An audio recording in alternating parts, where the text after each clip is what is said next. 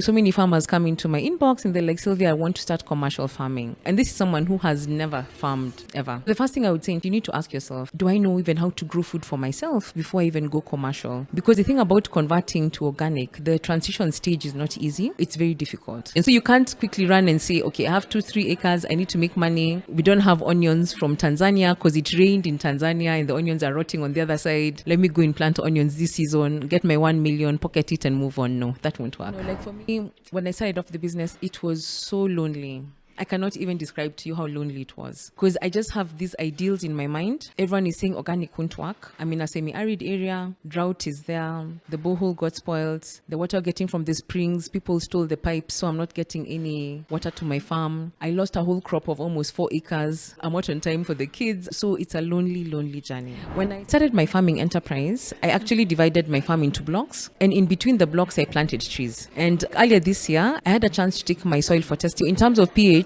we're actually up to pH of almost 8.3, 8.5. You can imagine that is very alkaline. Hardly anything could grow. And right now, when I took my soils for testing, the pH had come all the way to 7.8. And I can tell you confidently that over the years, I'm actually finding that every single year, production on my farm is growing by more than 30%. Let me tell you, the farmers who are supplying you very toxic food have 2 plots. They have the plot for at home that doesn't see a single pesticide. And they have the plot for you, the consumer in the market. If you really knew that tomatoes are ripened overnight with a chemical, bananas are ripened overnight. That's why they're normally ripening so uniformly. You're like, this banana. And the one in Ushago, you find only one has ripened in the whole bunch and you're wondering what's happening. If you knew that they're using herbicides to dry your onions in the field because they don't want to wait for them to dry. If you knew that all the wheat that we have, they have to use Roundup before it's harvested. If consumers knew all that, they would demand. And you know what would happen? The farmers will comply. If you're going to have to deal with pests and diseases and you actually have a commercial enterprise, it will be very difficult for you to keep the ethics and stick to organic. That's why I recommend that before you go commercial, grow your own food for at least 2 years. You'll have gone through 4 seasons, 2 seasons of long rain and 2 of short rains. So you'll have learned how the different crops, work with the seasons, temperature, the rain and everything, because that will actually help you know what works. Because a healthy soil will give you a healthy plant. A healthy plant is able to resist pests and diseases.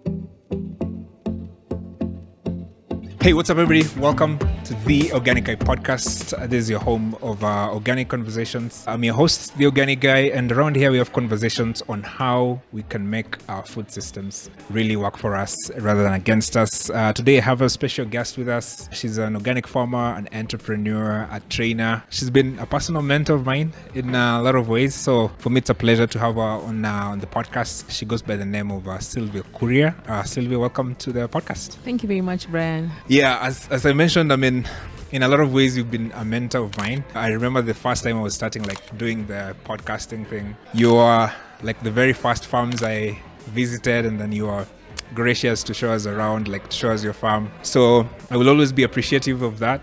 You held my hand when I was starting, so I will always be appreciative. Yeah, but your journey is a really interesting one. And I have a lot of questions your journey, how you got into it. But before we get to that, you can just give us a lot of context or a background of how you got into this. So take us back to your early childhood, when you're growing up. How was the environment like? Who are you as a person, in terms of, are you introvert, extrovert? So what was happening? So basically growing up, I was an extrovert child. I don't know if you can tell. Yeah, so basically I was very extroverted, very happy. In fact, my mom used to nickname me Surveyor because I used to go around the whole place talking to people, saying hi. And, I always, found it very interesting because as we grew up, my parents made sure that we were up country for every single holiday. So our home is in Western Kenya, in Sabatia, in Vihiga. And my parents said that you have to go and spend time with your grandma. So every single holiday until I think I was about 22 years, I was up country. We had to spend time with my grandma and just get to know how the village life was, going to the river to collect water, feeding the cows, cleaning the home with dung on the floor. You know how it is, huh? And the mud house. But one thing that stood out for me during that season was just enjoying watching food grow in the garden. And I always wanted to be part of it. But because I was born and brought up in the city, they always said, the city girl knows nothing. because I kept asking, do I dig going forwards or backwards? They're like, now see, how do we work with that? I couldn't recognize, I didn't know the difference between weeds and beans, but the interest was always there. So as I went into high school, I actually applied to go to university. Those years we used to be given a chance. We had forms you fill in before you finish your high school exams, and you choose where you want to go. So I actually applied to go to Egerton University to do agriculture. But then I didn't pass in chemistry and math. So Egerton said, yeah, sorry, this is not for you. I ended up doing an undergraduate in psychology and community development, which I really enjoyed because I knew, okay, fine, if I'm going to be a social worker, then I'm going to have a chance to get into the agri space at some point. Because my dream was always to become a cultural extension officer, and most people are like, really? But anyway, that was always my dream, which I'm one right now almost in a way. Yeah, so I went to university, and then when I finished university, I decided to do a diploma in business, because I just figured, how do I use my my knowledge into a business? So I did a diploma in business. Lived in Nairobi a couple of years, worked in an NGO doing training. Then when I moved to Limuru, I became a farmer. So that's my journey. Wow. Yeah, it's an interesting journey. It's always interesting to me to see at least the people I've talked to, like one way or another, like how they grow up somehow influences who they become. So that's an always interesting bit of, I always see like connecting all those dots. So you came from Nairobi, you're sort of a city girl, and then you moved to Limuru, you become like an organic farmer. Take us through that journey. Like, how was the initial phase? Like, you're probably a city girl and then you start farming. What is your expectations when you're going into farming? And how was it? Like, how was it for the first few, at least, years when you get into farming? So for me, I was very positive. I think maybe that's just default for me, that I'm always quite positive and, just excited for new things. So when I went there, I remember, the neighbors were like, oh, this girl has moved in. Will she really make it? So we had about half an acre of land. And, in my opinion, I thought it was so big. Like, I'd never seen such a huge parcel of land. I thought it is so big. Because at that time, we were a small family of 3. So I was like, the food is too much. I wouldn't even be able to finish it. But I said, no, let me start it out. So I basically I did the regular crop of maize and beans, and the proceeds from there, I bought drip lines, and then I started doing a proper kitchen garden. So for me, I just decided to write down the list of all the items, of all the foods we eat at home. And I wrote them down, planted, but even my husband was really instrumental, because one day he told me, no more going to the market. We're going to just eat what the garden gives us. And I was very passionate about it because, having young children, you really want to know that they are having the best start in life. So when you finish weaning the babies and you want them to, start eating, you want them to have the very, very best. So for me, the idea of having a kitchen garden was basically just to feed my family. But then I'm married to an economic tribe. So when they saw, they were like, the kitchen garden is thriving too well.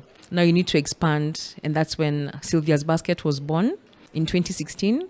And we started doing home delivery baskets from our little half-acre garden. Wow. I'm seeing there's a lot of interest, like especially you find people have like some tract of land. So let's say they bought like a land, like a 1, 2, 3 acre, like 2-3 years ago, and they just want to start farming. So like in hindsight, looking back from your experience, what are the key things that they need to look at before they go back into that land, like start farming? Is it like from a structures point of view and from a mindset? What do they need to have in mind? I think the first mindset is you have to feed yourself first. Because many times, so many farmers, on LinkedIn, if I've not responded to you, just let me use this platform to apologize. But basically, so many farmers come into my inbox and they're like, Sylvia, I want to start commercial farming. And this is someone who has never farmed ever. So the first thing I would say in terms of mindset, you need to ask yourself, do I know even how to grow food for myself before I even go commercial? Because the thing about converting to organic, the transition stage is not easy. It's very difficult. Because what happens is when you avoid using the synthetic inputs, the insects, Mother Nature, everyone gets to know. And they will all crowd and come at your place. because where they're being chased with synthetic pesticides, they'll find a safe haven in your garden. So you're going to spend maybe about almost 2 years just trying to, know how to manage the different pests. You also have to learn what crops are seasonal. People normally ask me all the time, so what do you grow? Especially when I'm talking to seed companies or whoever, they ask me, so what do you grow? And I tell them, you know what? I grow seasonal because I'm an organic farmer. I grow what does well within the season. So you have to first feed yourself. So you have to grow all those crops for your family and make sure your family is well sustained. So when you start just say, I'm going to feed my family, like Sylvia, I won't go to the market, and we'll eat everything, all our food we're going to get from our garden. Then from there, now you have to, through that, you're going to learn about how to manage pests, how to manage the diseases, what to do and what is seasonal and what is not seasonal. Then from there, what will happen naturally is that your farm or your garden is going to now create a microclimate, because you're not introducing the synthetic inputs to kill the good, insects, because, you have actually people who are on your side. We have beneficial insects that actually want to work with you. But then when you use synthetic inputs, then you kill everybody, the good and the bad. But when you use organic ways of farming, then you make sure that you just get rid of the bad and you maintain the good. And when you maintain the good, what happens is you create a microclimate. And something else which is also very important is that to create that microclimate, you need trees. Without agroforestry, without trees on farms, it's almost impossible to do organic farming or any form of farming, because the thing about it is you need materials for mulch, you need carbon materials, you need shade. And the trees also have so many benefits, because the trees, they're going to fix nitrogen depending on the tree that you plant. The trees are going to be home to birds, and birds are good. Like for me, birds don't eat skuma wiki because that's not their food. They actually eat seeds and they eat insects on my farm. So you create a microclimate to bring in so many other insects, animals that actually will help to enhance the whole process and farm production. So, all those things just come to play. But you find that without patience, it won't work. You also have to be patient. So you can't quickly run and say, okay, I have 2-3 acres, I need to make money. We don't have onions from Tanzania because it rained in Tanzania and the onions are rotting on the other side. Let me go and plant onions this season, get my 1 million, pocket it and move on. No, that won't work. Yeah. And it's always interesting. Like, patience is almost always mentioned. Like when you ask farmers, hey, what do I need to do to start farming? Patience is always mentioned. And it's interesting. This is something like you always observe in nature. Like you can't rush nature to some extent. Like if you have a cow, you have to wait 9 months before it gives birth, right? Hence, even when you plant vegetables, you have to wait for 3 months for it to give you. So that patience it's almost always nature has to tell you, hey, you have to wait for me at my own timing before you start reaping the results. So that's always an interesting perspective. I think during all of this conversation, we're going to use the words organic farming and agroecology. So you can just according to your how you define them, what is the difference between agroecology and organic farming? I know these semantics can be very confusing. And even it's good you've only said two, because someone else is going to add regenerative agriculture, natural farming, farming God's way, So these are all semantics, but to be honest, most of them mean the same thing. But let me now draw down to organic and agroecology. So when I started, for me, I actually started as an organic farmer, because the major aim for me was to avoid using synthetic inputs. So I didn't want to use synthetic pesticides, and neither did I want to use synthetic herbicides or fertilizers. So that's how I started off, and that is the general knowledge about organic, that we're not using any synthetic inputs. When it comes to raising animals, we're not going to inject them with growth hormones. We're not going to overuse antibiotics, only unless the animal is sick, that you can be able to administer some sort of medication, because, as organic farmers, we also care for the animals. We won't watch it dying as you feed it some indigenous leaves. So, organic is actually, being able to, in a way, mimic nature and not having to put in, all these inputs that mess up how nature would work. But agroecology is more encompassing. And this is how I train my farmers, how to define agroecology. So agriculture, and ecology is basically how the environment interacts with different parts of each other. So when you talk about agroecology, is actually farming in consideration with nature. And when you think about the principles of agroecology, so for me, I remember in 2019, we had the first agroecology conference happening here in Nairobi. And some people came and they said, Sylvia, would like to bring some people to your farm to come and visit because you're practicing agroecology. Do you know, Brian, it took me so long to define it. Those days, there were no simple definitions. I used to check YouTube videos. I would check it out, and it was all scientific stuff that made no sense. And it took me long to understand it until I realized, without knowing, being an organic farmer, I was actually practicing the 13 principles of agroecology. Why? Because I was farming in consideration with nature. So at the end of the day, organic actually falls under agroecology, and it actually complements agroecology. It's part of agroecology. So in my opinion, you can't really separate the two. And if you're a farmer who's actually practicing the 13 principles of agroecology, we could almost name you as an organic farmer. Though I know there's some aspects of agroecology where some people say that you can be able to use synthetic inputs at some point. But for me, that's not an option. And that's what I encourage us. That if you're an organic farmer, you're practicing agroecology, and if you're practicing the 13 principles of agroecology, you're actually deemed as an organic farmer. Yeah, it's almost always like all those two farming systems have so many things that they share in common. So like if you talk about practices, almost always organic and agroecology practices both, from crop rotation, mulching, all these things, like all these systems practice. So that's why it's always like a mystery for a lot of people, like how you differentiate these two systems. And I think you've given a really good gist of like the basics of what everybody needs to understand for those two systems. So I think in this conversation we're going to sort of interchange all these words in the course of the conversation, so it shouldn't be confusing, I guess, to a lot of people. So I think something that is common to all these systems, whether you're talking about organic, agroecology, regenerative, for me, I always think like the main thing they're trying to do is they're trying to ask the question, how can we improve the soil fertility of our soil, right? And how can we make our soil become more productive over time, right? So from an organic farming perspective, and I mean, you've been doing this for a long time now, what are some of the ways that you use to improve or maintain fertility of your farm? So soil is the foundation.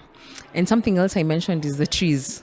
So for me, I can actually attribute majority of, like when I think about how my soil has become really productive, it's because of the trees. And I can tell you why. When I started my farming enterprise, I actually divided my farm into blocks. And in between the blocks, I planted trees. And like earlier this year, I had a chance to actually, it was actually late last year, early this year. I had a chance to take my soil for testing at ICRAF. They were very gracious, and they said, bring your soil, let's test it for you and help you know how you can be able to improve as a farmer. And the places where I planted the trees, most of the nitrogen fixers trees had amazing soil. Let me just give you an example.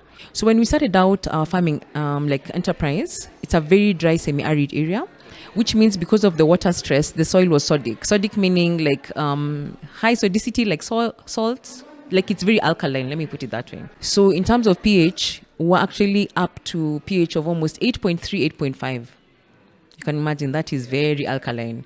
Hardly anything could grow. And right now, when I took my soils for testing, the pH had come all the way to 7.8. And the places where the pH was about 7.8, I think I even had one block of 7.7 somewhere around there. We actually found that it had the most trees. Because the trees that are nitrogen fixing, I was very, very particular to plant Caliandra, Sesbania, Lucina, those trees that really help with the soil. And you actually find that the roots fix nitrogen as well as the leaves. So that's number one, agroforestry. Secondly, we also do a lot of green manuring, whereby you plant, say like beans, then before they start flowering, after about 4 weeks, you incorporate them back into the soil. And that can work especially with farmers who want to start out to build their soils and they don't have access to maybe money to buy fertilizer and things of the sort. And then, of course, the continuous composting. I know it's drudgery. It's a lot of work. But then if you have the trees, remember you'll have the carbon material to make your compost. That's why trees are important. But then we've been incorporating compost into the soil, like well-matured compost. So a simple practice on my farm is once a week we make a compost heap. So that's something that we do. It's our logo motto there. And actually we found that, the more you incorporate compost, because, the compost then has got all the essential microorganisms. It has a very rich, like microbiome that you're introducing into your soil very frequently. So you find that you're able to grow your soil well.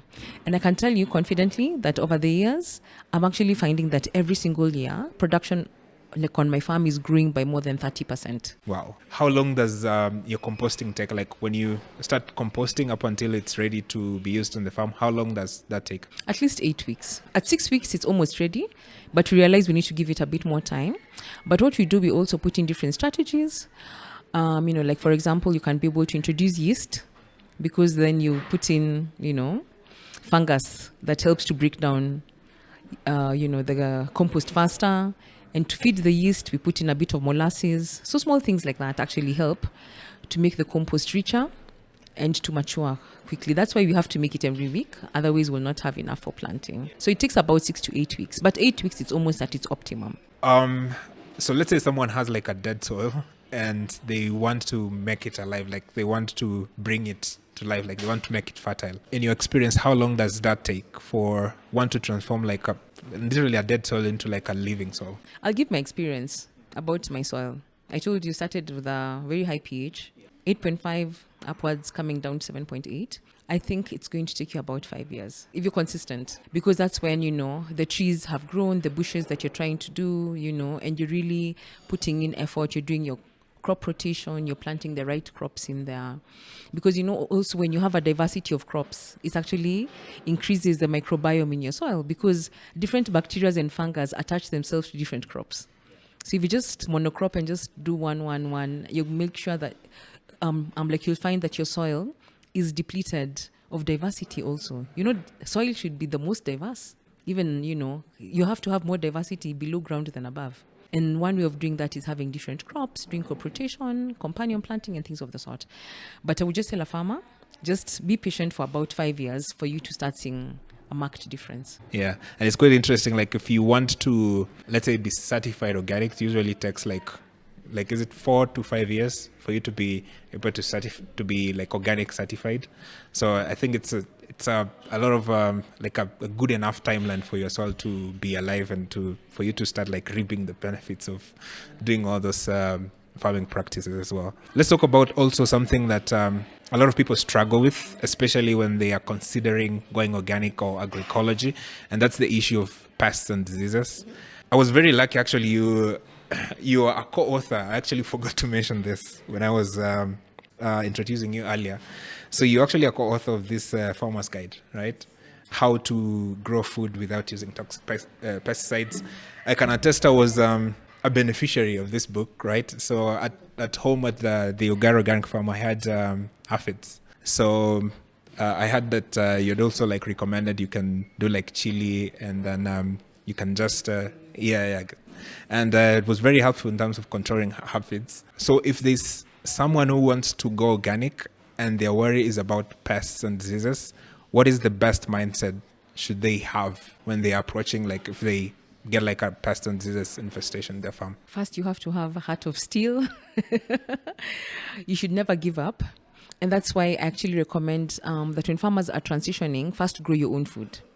Because, if you're going to have to deal with pests and diseases and you actually have a commercial enterprise, it will be very difficult for you to keep the ethics and stick to organic. It will be very difficult. So first is start small. That's what I would say. Start small and learn. Learn with your few crops. That's why I recommend that before you go commercial, grow your own food for at least 2 years. You'll have gone through 4 seasons. 2 seasons of long rain and 2 of short rains. So you'll have learned how the different crops, work with the seasons, temperature, the rain and everything, because that will actually help you know what works. Yes, patterns, how to make it work, what pests will affect you during which season. Say, for example, like during the rainy season when it's very cold, you'll find that we are battling with a lot of fungal diseases and rot because it's too wet. But then when it's hot, we start dealing with aphids and spider mite, no fungal, so you're dealing with different things. So the thing about it is first, start with small enterprise, because that's when you're going to learn without having to damage your pocket. and without having to feel that you're going to lose a whole crop. Because at the end of the day, farmers will ask, at what point do we have to use synthetic inputs? And when we say, because if the economics are not going to balance, they have to then use the like the other inputs. So start small. And then secondly, as I mentioned earlier, you have to create a microclimate on your farm. Like having the trees really does help, because the shade is going to reduce the stress on the plant, because the plant is not going to be out there glaring into the sun. So when it's not so stressed, it's not going to be affected as much. And then also, you have to work your soil, because a healthy soil will give you a healthy plant. A healthy plant is able to resist pests and diseases. And then something else, of course, the different practices that are really common. Say, for example, crop rotation. So if I planted onions this season and I noticed that I had a thrip infestation, what would happen is the next season I would plant a crop that is not affected by thrips at all, like maybe beetroot or spinach or whatever. So that's what I do. Because before, we wanted to do it commercial. So we'd plant onion on one bed, like on one spot. Then again, the next season, because you want to make money, you plant it again. And what happens is you're going to keep fighting with the same pests over and over again. So crop rotation is very, very important. Don't plant the same crop at the same place, because what happens is then you're able to starve off, like these pests and diseases. Yeah, they won't be able to do well. Or even something to do like bacterial wilt, say, for example, it normally affects the tomato family. So if I noticed that my tomatoes were wilting, next season I will not plant potatoes, because they're going to wilt the same family as the tomatoes. So I plant something else very different that's not in that family. So that really does help. I don't know if I've said everything, because as you're seeing, I've not yet given you the option of using a pesticide, because this is all, you have to then understand that it's all a system. And if you mimic nature, it's going to reward you. If you go to the forest, say, for example, I always ask farmers, have you ever seen anyone weeding? There are no weeds. Have you ever seen anyone spraying? No. Why? Because the forest has a natural balance. So if you follow all these steps, I'm telling you what will happen with time, you're going to create a natural balance, and you'll also find that you have like beneficial pests that help you. Something I realized before I tell you about the pest and the control, I used to plant lots of flowers. I love flowers. So I planted flowers in between my skuma wiki, and it just looked beautiful. So at first for me, it was for beauty. Then I realized with time I have no aphids, and I wondered why. And the flowers, they're attracting pollinators. And one of the pollinators they were attracting was a wasp that actually loves aphids. So when the wasp came and it found, there's meat here. I don't have to just take pollen. There's more to this place. And, I, found that I don't have any aphids anymore. So that has become a practice. I actually plant bands of flowers in between my crops always, because that helps to actually like reduce the pests, because then you're able to attract the beneficial insects that do the work for you. Remember, we are mimicking nature. And then finally, if all fails, something else I also want to say is prevention. We always are taught that prevention is better than cure. So for us, how we prevent, we normally make our own brews, like ash brew, because ash is very good. Even our grandmother and, like people from long time ago, they used ash as a repellent to pests. So we normally make a brew out of ash, which we spray periodically on the farm. Something else we do, we normally make brews with the like local plants that help, that are bitter to the insects to bite into, whatever. So we make our own brews, which also spray periodically. But if all fails, then we recommend that then the farmers then look out for organic inputs. We don't have too many in the market, but they're coming up. But let me just talk about the active ingredients. I won't talk about the brand names, but then we have those that are, they have neem, because neem oil is very good, to manage pests and diseases.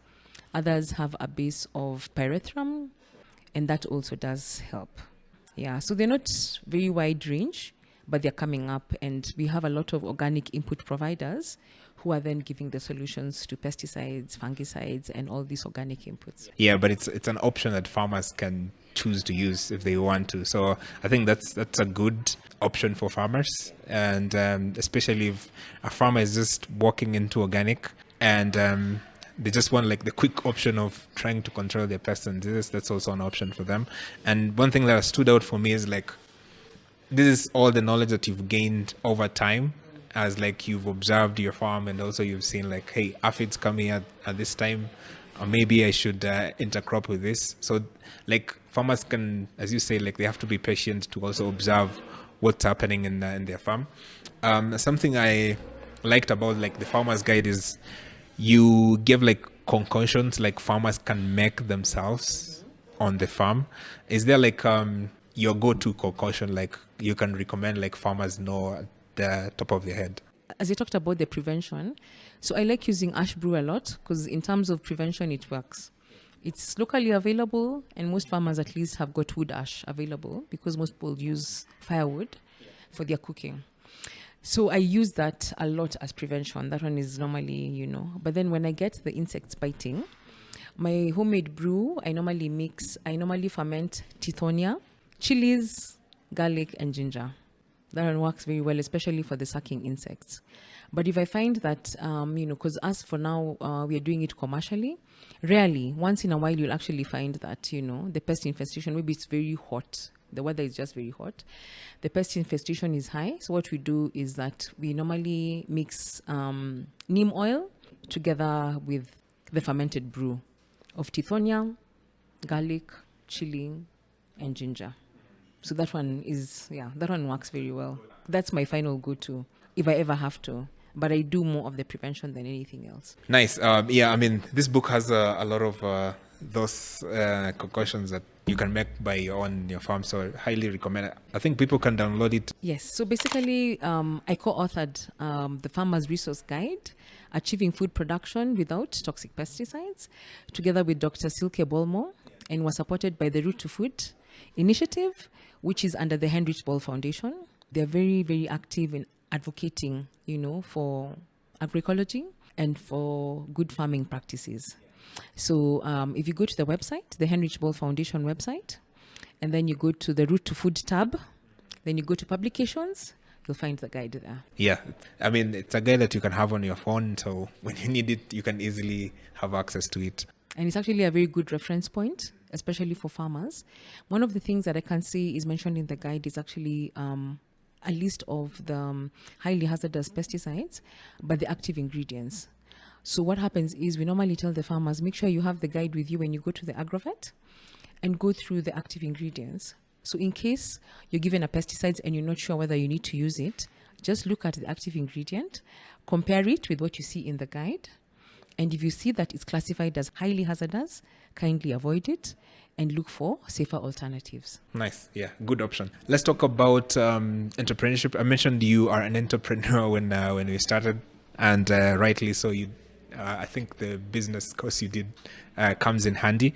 You run Sylvia's Basket, and I think at one time you were running a physical retail store, and then I think you moved away from it as time went. So talk us about your experience of running like an organic retail store. What was your experience and what are the major lessons you learned through that process? So let me just share my entrepreneurship journey from the beginning.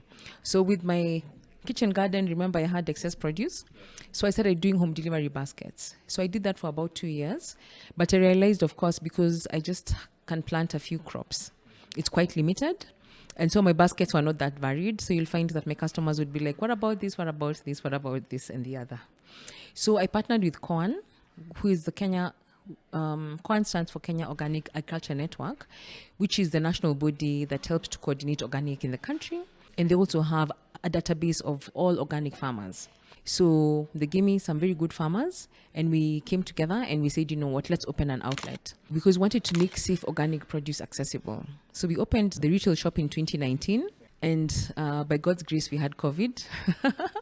That really helped our business grow. To be honest, our business was almost failing before COVID and it grew by more than 300% because now everyone was looking for health and everything was shut down. And by that time when we started, we already started doing home delivery.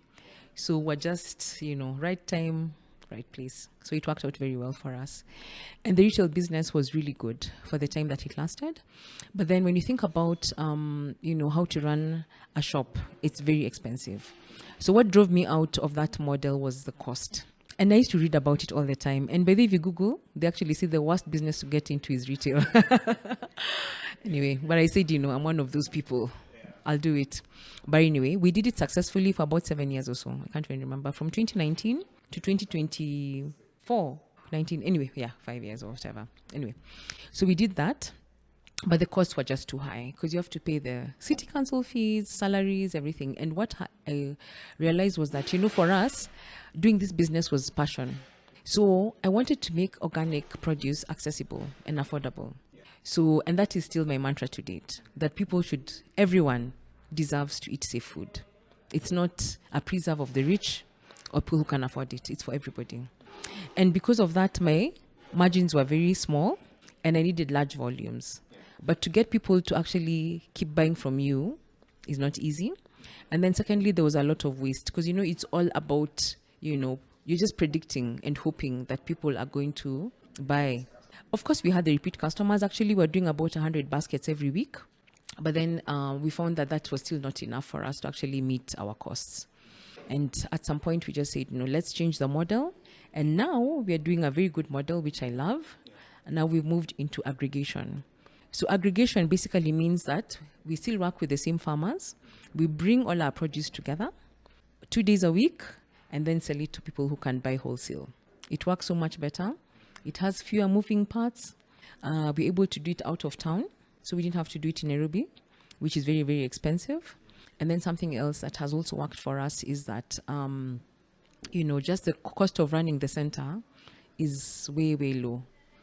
Yeah, than having this many fixed costs that you have to have in the retail. And also we're able to bulk very easily. And we bulk on specified orders. Before with retail, you had to estimate, will Brian want to take passion fruit this week? I hope he's juicing. But now we normally get very specified orders. And when the orders come through, we aggregate all the orders and sell it on a single day. So it's more of moving from like a business to customers and business to business. So right now you're dealing directly with the business. Exactly. Okay. So for you believe that there is a large enough market for organic products in Kenya right now? We always ask that question. And my answer is yes, yes, yes. But the issue is who drives the market if you think about it? Consumers. So the consumers need to demand for organic. I don't think that we've got to a point as Kenyans where we really know how bad our food is. Like our food is so unhealthy. We normally say that our food systems are broken. I don't know if I should say that. But the thing about it is I find that consumers want organic, but I don't think they really want it that much. And it's mainly because of consumer education. Yeah. About 4 weeks ago, there was an expose on NTV. If you went on LinkedIn, I made sure to go on LinkedIn on that day. Oh my word, it was a flurry of activity and everyone was commenting about it and saying, we really have bad food, it's so unhealthy, blah, blah, blah, blah, blah, blah. But how long did that last? I don't even think it lasted 3 days. By the third day, we're back to eating the potatoes, the tomatoes, and everything that you normally buy from your normal mama boga. So I find that the consumer education has not really got to the point whereby the consumers are going to really demand for safe food. If you really knew that tomatoes are ripened overnight with a chemical, bananas are ripened overnight. That's why they're normally ripening just, so uniformly. You're like, this banana. And the one in Ushago, you find only one has ripened in the whole bunch and you're wondering what's happening. So if you knew that they're using herbicides to dry your onions in the field because they don't want to wait for them to dry. If you knew that all the wheat that we have, they have to use Roundup before it's harvested because it helps to dry the wheat before, and kill the weeds, so to make it very easy to harvest. If consumers knew all that, they would demand. And you know what would happen? The farmers will comply. So the issue is that, yes, there's a market, but the market has to be created by the consumers. But the consumers cannot create that market if they're not knowledgeable. If they don't know, they can't demand for it. How many of our consumers would go out and ask the local shop, grocery, mama boga, or wherever they get their vegetables, where did you get this? There's no traceability. Nobody knows. No one knows. And farmers are spraying. Let me tell you, the farmers who are supplying you that very toxic food have 2 plots. They have the plot for at home that doesn't see a single pesticide. And they have the plot for you, the consumer in the market. that has a flurry of pesticides and herbicides, because again, the consumers want perfect vegetables. You want perfect, you want beautiful. You will get it, but it's poison. Yes, it's quite interesting that you mentioned like during COVID you had like the highest like inquiries for organic food, but then afterwards like that sort of also went down. So it also goes to, like you were saying, like the education part and also like people wanting the food themselves. I think COVID gave a lot of people like a realization, oh wait, I think I need to take care of my health a little bit seriously. But then as you say, like for a short period of time, then people went back to their old habits. So I think there's a lot of work to be done there as well. If there's someone who wants to go like in the organic business, what's your best advice would you give them? Like, is there a place that you will recommend them they start? Yeah. Figure out your logistics. Yeah, it's all about logistics, because the produce is there, but how do you get it to you? So the first thing you have to think about is logistics. Get a reliable logistics partner. And if anyone is thinking about which part of the food system they need to get into business, I actually highly recommend logistics. Yeah, logistics is where we should be, because, you know, we have focused. When you think about the whole food system, a long time ago, we used to call it the agricultural food, like the cultural food chain or something, remember? But now we call it the food system. So we've spent so much time on production. So farmers know how to grow food. They know everything about growing food. But when you think about this whole chain, all the way to the consumers, we've actually left it blank. We are hardly doing anything. There's hardly very little that we do. And one of the major impediments to us being able to access food is logistics. So if you want to go into aggregation, if you don't have logistics, you don't have aggregation. So if you want to go into business in the food systems, go into logistics. Yeah, because that's what basically connects like the producers and the consumers. So if you get that logistics seamlessly, then it makes it a little bit easier. I also mentioned you are a trainer as well. So I've noticed that this is also part that you've been spending a lot of your time on. Why is training farmers an important part of what you're trying to do? Why is that a priority for you right now? I find that most of our farmers actually want to know how to grow safe food. There's not a single farmer that I have met that did not want to know how to grow organic or safe food. All farmers, all. But they only find that the only options they have, say, for example, is to use the synthetic inputs, which is okay, because I'm not trying to say that we go the Sri Lanka way, you know, because we cannot convert everybody. You know, that's why you have churches. Not everyone goes there. You know, but the thing about it is, what I know is that majority of almost all the farmers want to know, how can we grow our food sustainably and how can we grow our food safe? So when you talk about agroecology, that is the solution for sustainability.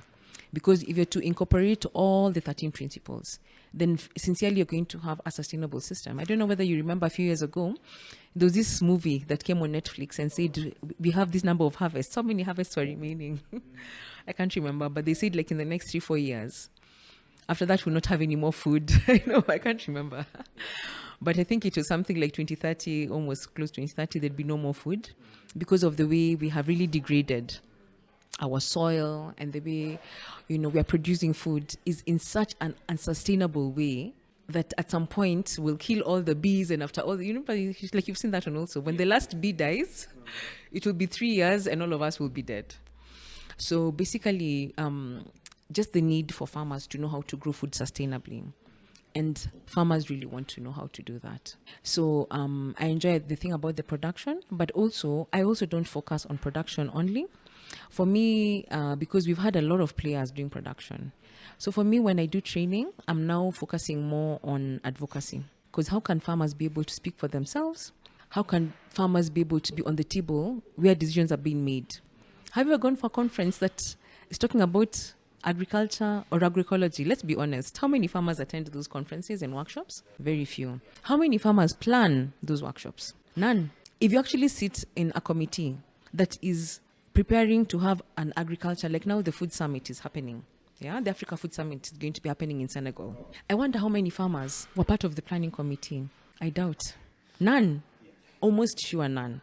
It was all INGOs, civil society organizations, and all those who are planning for us. But for me now, I'm moving very strongly into the advocacy space, whereby we're advocating for, one, farmers' participation, farmers being at the decision tables. where they can actually make a decision and say, this is what we want for ourselves and our farms and our systems. And secondly, I'm also advocating for farmers to get their produce in the market. Because how are we not making money many years to come? Majority of us watched our parents struggling with tea, coffee, maize and beans to pay our school fees. And once we got out of that system, we never looked back. We said never ever again. I'm going to be buying my produce in the supermarket, in the city and whatever. I don't even care what happens because it never works. So we're also advocating for us to move this food system from production to business. How can we be able to get these farmers into the marketplace? So my training encompasses mainly on advocacy and entrepreneurship. Yeah, and I think those are two very important parts that are rarely mentioned about. And I think at this juncture, the whole point should be how do we incentivize farmers to do their work? And the best way to do that is to put money in their pockets. Then they can be more interested even to adopt sustainable farming practices. So I think that's a very timely space that you're going into. I'm sure there's a lot of young people who look up to you, especially women and ladies, and they want to go into farming. What advice could you have for them, especially for women who want to get into farming? It's possible, but be ready for it to be a bit lonely. I know, for me, when I started off the business, it was so lonely. I cannot even describe to you how lonely it was, because I just have these ideals in my mind. Everyone is saying organic won't work. I'm in a semi-arid area. Drought is there. The borehole got spoiled. The water getting from the springs, people stole the pipes, so I'm not getting any water to my farm. I lost a whole crop of almost 4 acres. And, I'm stuck in traffic jam, that my Mahi Road, going to the farm and back. I'm not on time for the kids, as in it's a very lonely journey. And sometimes, when you have to go through all that and then you just ask, and then you sell your vegetables, say, for example, and someone sends you pictures on WhatsApp and they're like, these tomatoes have holes or this or the other, and they're complaining, or the vegetables are withered. How could you send me this? And I'm like, really, if you guys knew the journey, even just to grow this without a single pest, and it's actually sitting, so it's a lonely, lonely journey. But then now many of us are coming up. I'm not the only, woman who's coming up, doing agroecology and farming. There are many of us who are coming up. So, and we are ready and available to actually mentor the younger ones. So please look out for mentors, look out for help who can actually be able to advise you. We don't have to keep reinventing the wheel, number one, and we don't have to keep making the same mistakes. So mentorship is going to be your number one thing. You have to have someone to handhold you. You can't do it on your own. At that time, I remember just thinking about all my friends who do business or whatever, and no one was in that space. And I remember once, let me give you a quick story here. So once I was on LinkedIn, long time ago, before LinkedIn became like a Facebook. Nowadays I'm like, it's almost like Facebook anyway. So before LinkedIn was packed. So I just write down my thoughts. And one day I said, I'm so lonely, I don't know what to do. I'm really struggling at my shop. And this guy from the UK, he actually owns a retail chain. I forget the name right now. It's called, Good Food. I think Good Food. And actually sell organic. So he actually wrote me a message and he's like, I'm so sorry that you feel this way. Can we talk? He actually gave me a call. He gave me a call and he just encouraged me. A total stranger from the UK called me, and I'll never forget that call. It was in 2022 when I just felt like I'm coming to the end of everything. It's not going to work. And he gave me really good ideas and I was able to continue. So the thing about mentorship, I think I cannot overemphasize it. But if you know someone in in that space and field, do not reinvent the wheel. Do not make the same mistakes we made. Get someone to handhold you. And something else to say that I would actually encourage civil society organization, donor organizations, please put in more money into the mentorship space, because, it's actually needed. It's very, very important that, young people, women who want to get into this space actually get the mentorship that they require. I know many times we normally talk about capital, but to be honest, sometimes money can come and scuttle and spoil everything. Because if you get the money at the wrong time, you won't be able to know how to handle it. If you think about even those, we have some big, startups that, had a huge injections and could not survive 2-3 years down the line. So there's a way that money can actually derail the purpose. And that's why I would say mentorship, number one, and number two, start small. So I know I've said it before, but I'll say it again. Start small and scale. Scale slowly. Just get a mentor, start small, scale. And as you're starting small, you're actually getting to find your foot. And you're wondering, okay, now where do I fit in? What is it that I need to do? And for me, when I started off, to be honest, Brian, I never thought I'd ever get into advocacy. I actually didn't think about it because for me, I actually thought I'm going to continue training in production because I loved it. I even wrote a little booklet on how to grow an organic kitchen garden because at some point, kitchen garden was just my passion. That's all I want to talk about day and night. I used to say kitchen gardens will save the world. It's true because of food security. And I was so passionate about it. But as I continue talking to farmers, I realized no, farmers need more. And that's the advocacy space and entrepreneurship. So that's why I say when you start small, you'll get a footing. Then you'll start realizing this is where the gaps are, this is what I enjoy the most, and this is what I'd like to do. And whatever your heart tells you to do, then if you keep at it, I'm sure it will work out. Yeah, and I think that the thing about like enjoying the journey, you get to go through all the things, like from the highs, the lows, and then by the time you get to your goal, then at least like you are more acclimed to how to deal with, let's say, the stress and also the highs. So you get a more balanced overview of the whole journey, rather than if you wanted to run like 100 meters, you wouldn't do that in like a month, right? It has to be like a process. You have to go the training and watch your diet and stuff. So it has to be like a process. And also the more you, like, if you enjoy it, it becomes a little bit easier and becomes more purposeful. So that's always interesting.